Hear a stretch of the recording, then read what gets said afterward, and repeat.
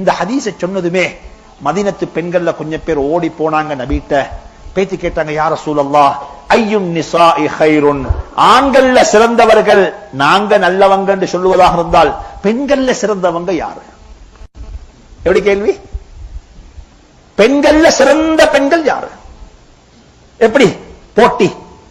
ஆண்கள்ல சிறந்தவங்க நாங்க செல்லோனம் என்னத்தன் நல்ல ஆண்கள் என்று சொல்லி, பெண்கள்ல நல்லவங்க யாரு? என்ன சொல்ற சொல்லுவோம்? 10 ஹஜ்ஜி முடிச்ச பெண்ணா? வாழ்க்கை பூராக நோன்பு முடிச்ச பெண்ணா?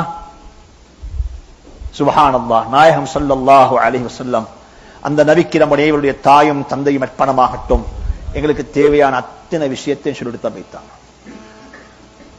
ஒரு பெண்ணுக்கு எதையுமே சொல்லல. பெண்ணுக்கு சொன்னாங்க 4 விஷயம் தான். எனக்கு 4 ஞாபகம் தான், 4 சொல்றேன். முதலாவது சொன்னாங்க, கைருன் நிசா